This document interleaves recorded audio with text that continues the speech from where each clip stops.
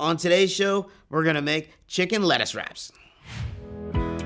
Mouth-watering family recipes, easy-to-make meals, humor, and faith fill the inspiring show Dano on the Counter. Born with only half a spine, Dano Burkhardt was never supposed to be able to hold his head up. Despite countless surgeries, a stroke, leg amputations, and kidney transplants, Dano developed a contagious love for life. Join Dano as he shares his easy-to-make dishes and the hope that keeps him pushing forward. For our Asian chicken lettuce wraps, you're going to need 1 pound of ground chicken breast, 1 tablespoon of olive oil, 2 cloves of garlic minced, 1 small onion, a 1/4 cup of hoisin sauce, 2 tablespoons of soy sauce, 1 tablespoon of rice wine vinegar, 1 8-ounce can of water chestnuts, and 1 head of lettuce.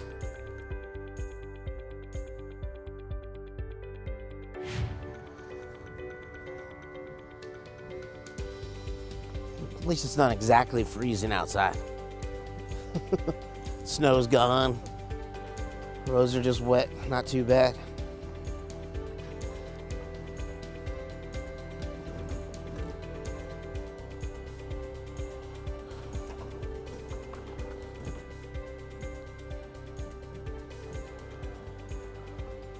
For Asian chicken lettuce wraps, we're going to use ground chicken, but you can choose whatever you want here. You can use beef if you want, you can use pork, you can use turkey if you want, but chicken tastes the best. It's the most famous probably because most of those high-end Chinese restaurants have the chicken, so that's what we're going to use today. So we'll just grab a pound of ground chicken.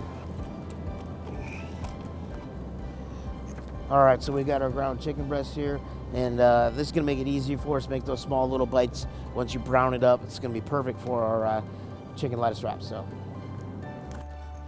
all right, so we're over here in the Asian food section. We're going to grab some hoisin sauce. We're going to grab some soy sauce. We're going to grab our water chestnuts that we like to chop up there and get that little extra crunch. One of my favorite parts about the chicken lettuce wraps is that water chestnut.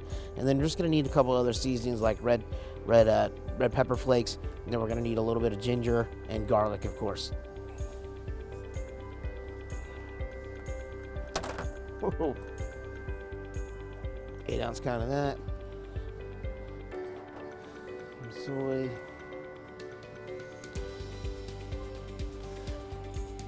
There's no hoisin.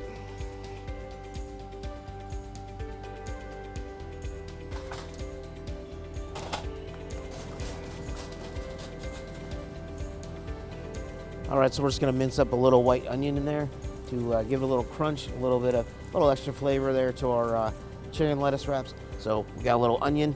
Let's grab some garlic, and then of course we need our lettuce. We'll get our nice bib lettuce, the nice small pieces. That way it's a nice little cup for all that chicken to sit in.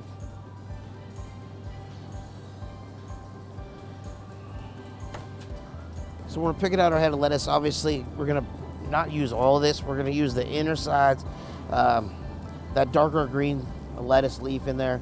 That way it holds up when you put your chicken and all your sauce in there. It doesn't fall apart, doesn't wilt, and then it ends up falling all over your plate. So you want to make sure you have a nice sturdy piece of lettuce to hold all those ingredients together so you can actually eat them. You don't end up eating it with a fork.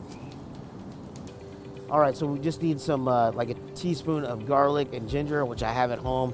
So we're just gonna check out here and we'll head back to the house and we'll get frying this stuff up.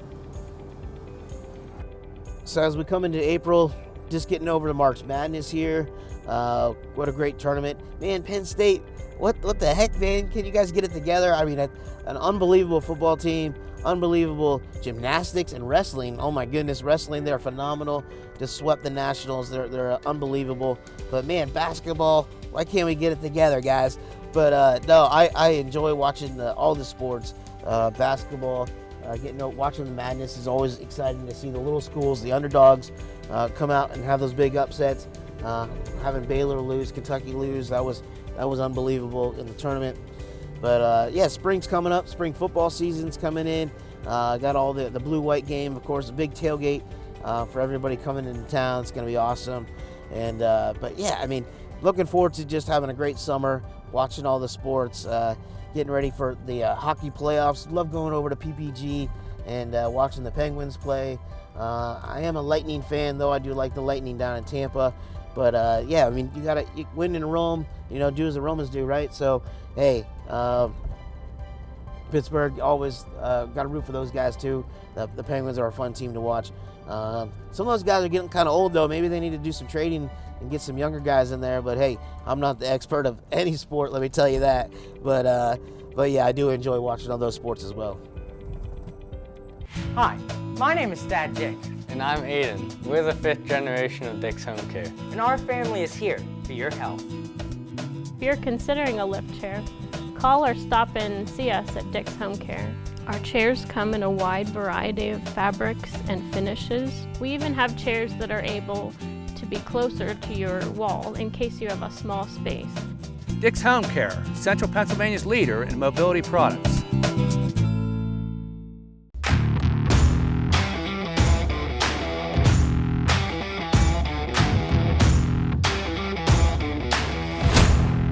Impact Productions, a multi-layer technology company providing on-site, online, and in-studio video services.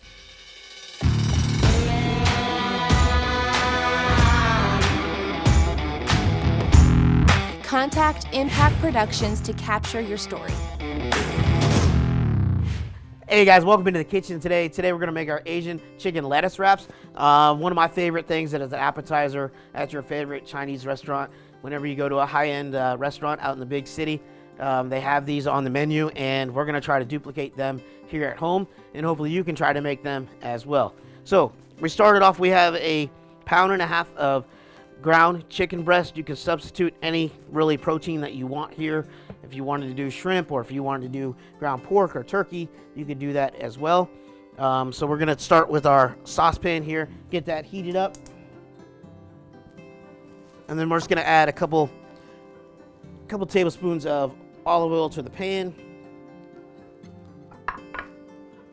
And we're going to add 2 teaspoons of minced garlic to that. And we're just going to saute that in our skillet there. So as that's heating up, one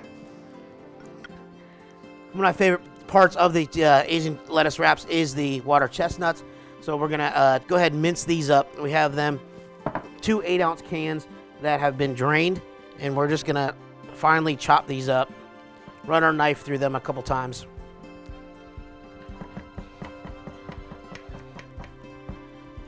And this is gonna add that nice little crunch to our chicken. Just chop this up, mince it up real nice. As our oil is getting nice and hot, and our garlic, we can go ahead and throw our chicken in there.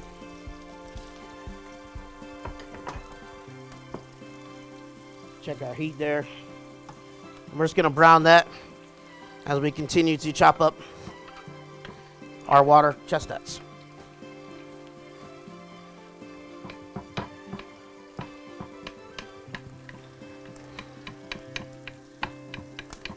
You don't want these too small because you want that crunch in there.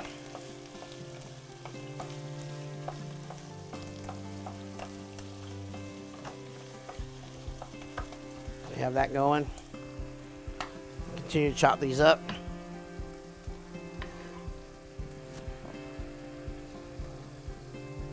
And you can add more or less of these if you want.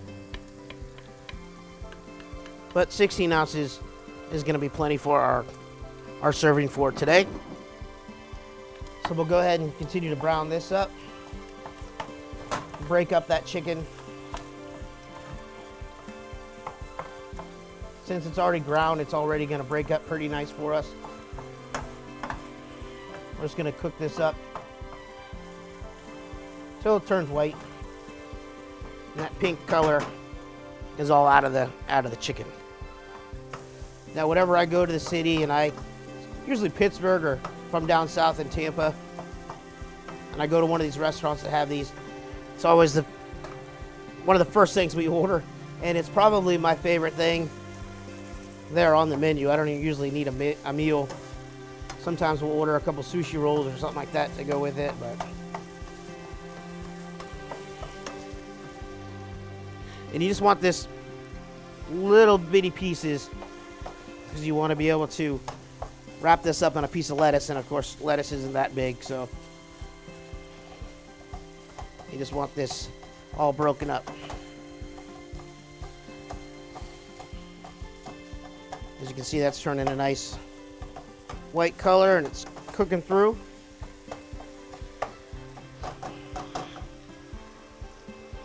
Now we cook these at home pretty regularly, and we like to have them here at the house. We do them as like an entire meal. You don't really need anything else along with it, but they are delicious.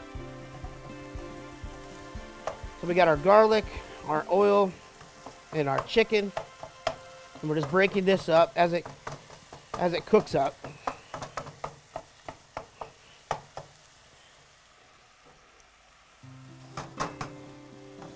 We're just about done cooking the chicken.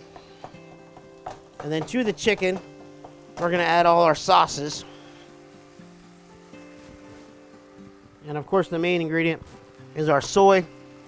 Now I use the low sodium soy. We got about 5 tablespoons of soy.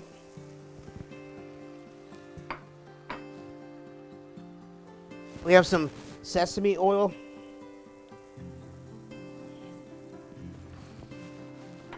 And then we have some rice wine vinegar. It's going to add that acidity to the dish. And then our sweetness is going to be this hoisin sauce. It's like a condensed, almost soy. It's got some sugar in it, and it's really thick, but it's really sweet. It's going to add that sweetness to go along with that vinegar to the chicken. So we're just going to stir this all up. We're still cooking it. Continue to break that all up. And let that sauce cook into that chicken. Make sure to coat that all in there. And we'll go ahead and add our water chestnuts in there as well. Add that extra crunch in there. They don't have a really strong flavor, but that crunch is what I really like about it. So breaking up that chicken, getting those chestnuts. They don't even need to cook, they're just basically heating them up.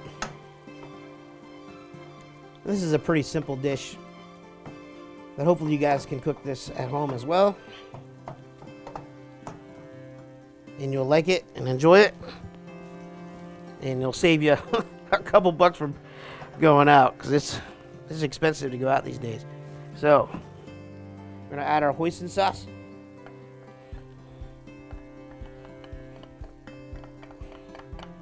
This is gonna add that nice rich soy flavor, add that thickness and that dark color.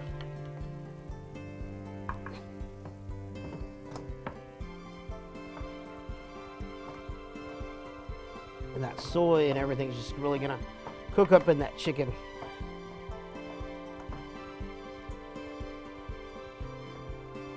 Now you can add some red chili flakes to this if you want to heat it up. I usually serve this with like some hot mustard or some extra soy you can add in there as well. So we're just gonna let this cook down a little bit. Let that sauce reduce on that chicken. And then it'll be pretty much done. But if you want that heat, like I said, you can add that red pepper flake to this as well. Some people like it hotter than others, so I'll leave it up to you guys.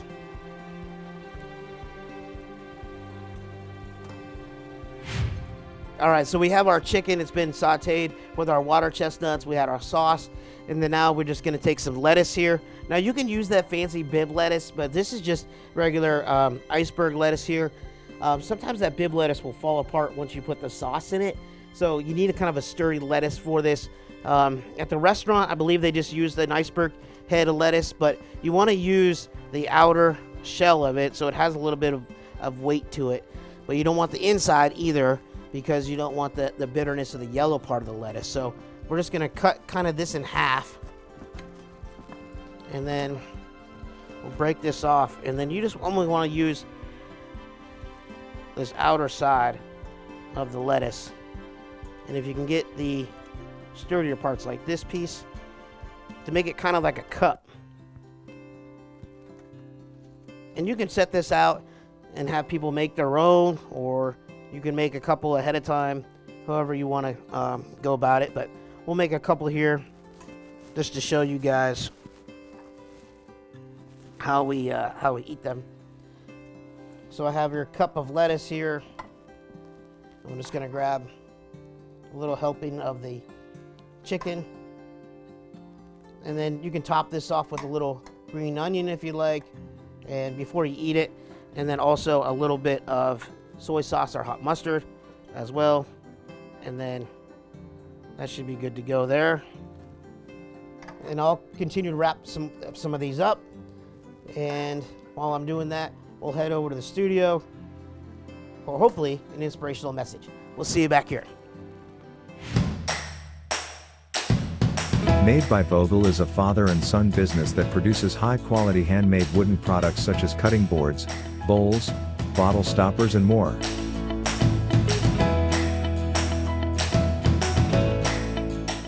Products for sale can be found on their Etsy site or in downtown Altoona at the Clay Cup. You can't go wrong buying from Made by Vogel.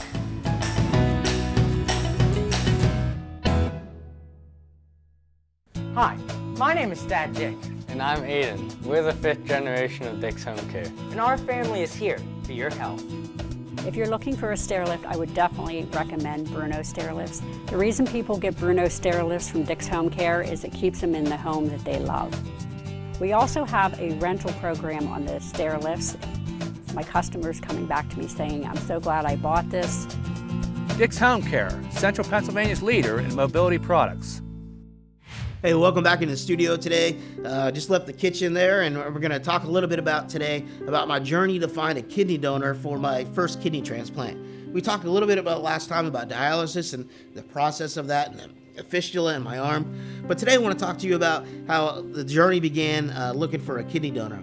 Now, this is not the kidney transplant that most of you are familiar with, or the one that you might recognize me the most for.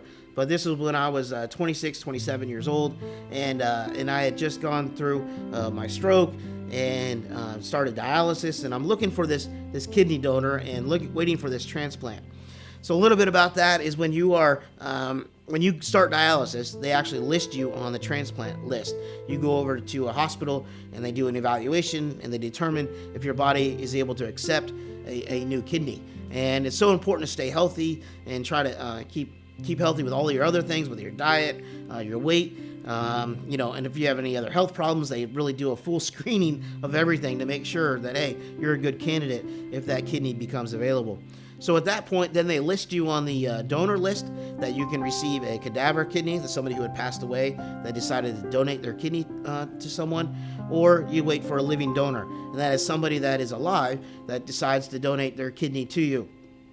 And for me, I was very fortunate that I had family members that came forward that wanted to be tested. And one of the first people that got tested was my brother Luke. And many of you guys know who Luke is. He's my next brother up. He's 2 years older than me. I have two siblings, Luke and Alan. And Luke's 2 years older than me, and then Alan is 5 years older than me. But so Luke stepped up, and he must have been close to 30 at this point, and he had stepped up to be tested. And we took him over to Pittsburgh, and he went through all the screening process and blood work and physicals and CT scans and everything.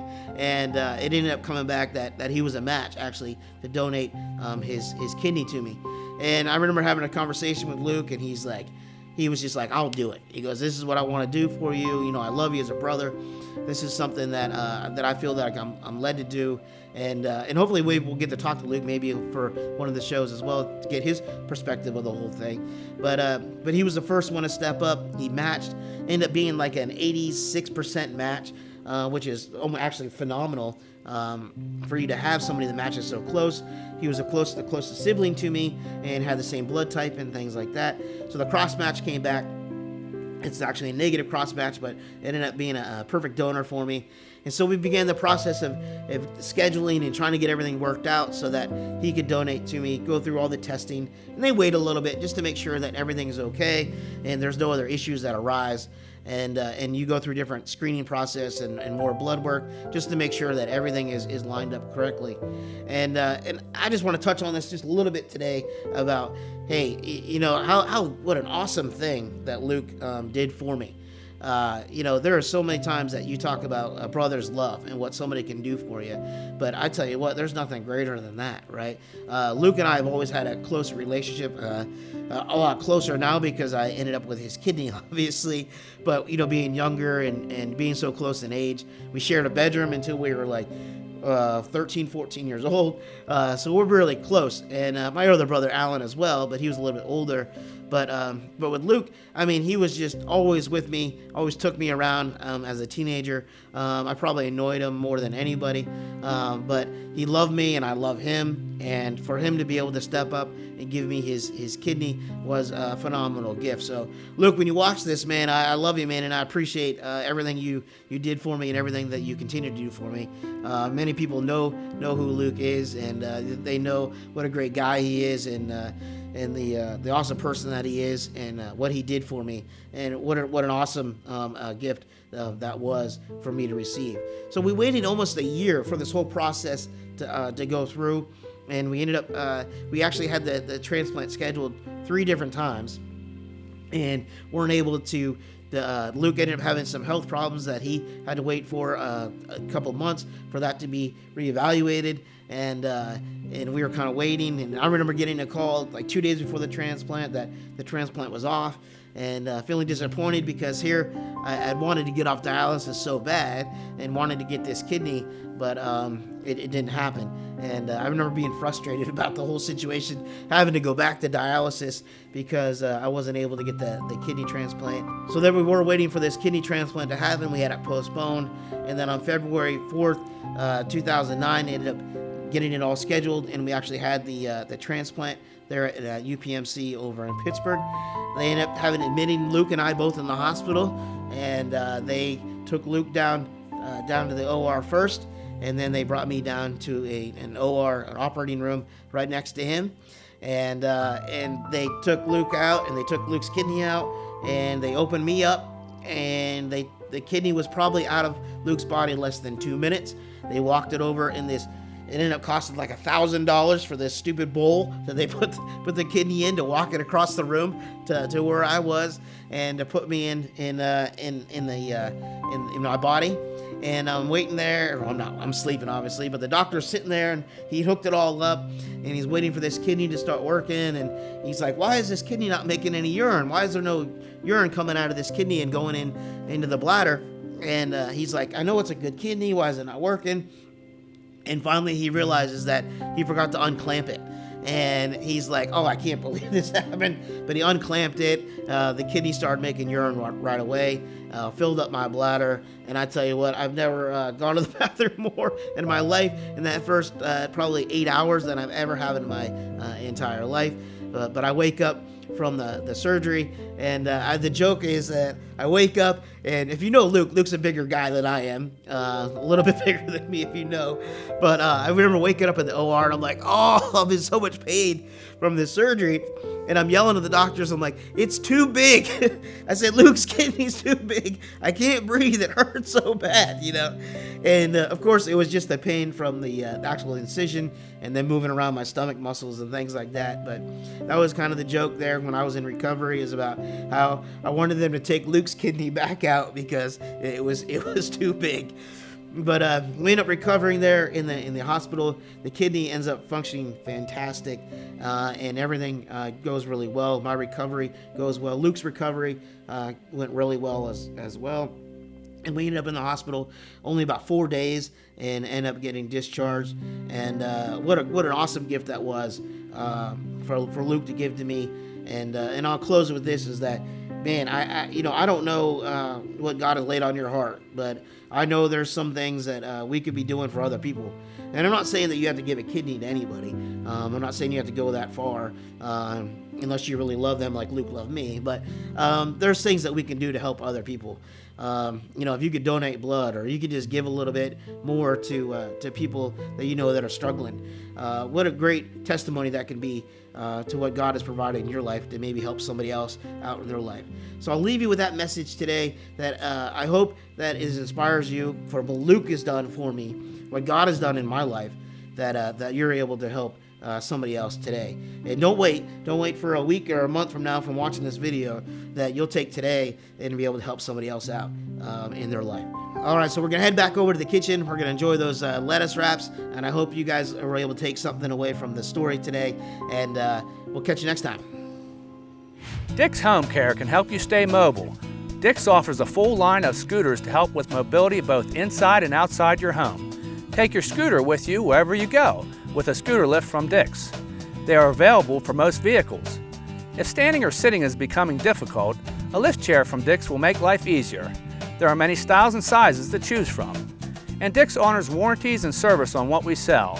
Dick's Home Care, Central Pennsylvania's leader in mobility products. Hi, my name is Dad Dick, And I'm Aiden. We're the 5th generation of Dick's Home Care. and our family is here for your health. Purify O3 is the simple, effective way to clean your CPAP or BiPAP. It provides hospital-grade sanitation, killing 99.99% of bacteria and germs with the touch of a button. Everything you need comes in one affordable kit for just $1.90. It's available exclusively at Dick's Home Care, Central Pennsylvania's leader in home medical equipment. All right, so we're sitting down here. We got our Asian chicken lettuce wrap here. Got it all finished up, put it in our lettuce, and here with the crew. You guys want to dive in and let me know what you guys think? Yeah, check it out.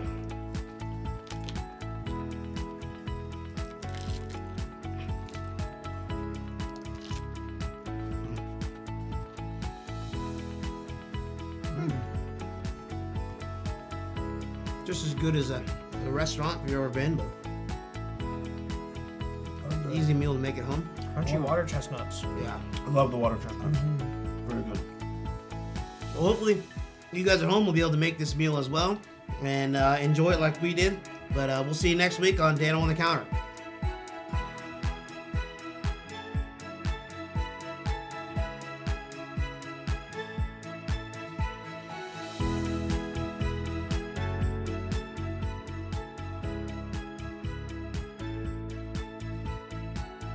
If you have questions or comments about the show or topics you would like me to speak about, please reach out to me, Dano at danoburkhart.com. And also check out the website, danoburkhart.com, for all the previous episodes.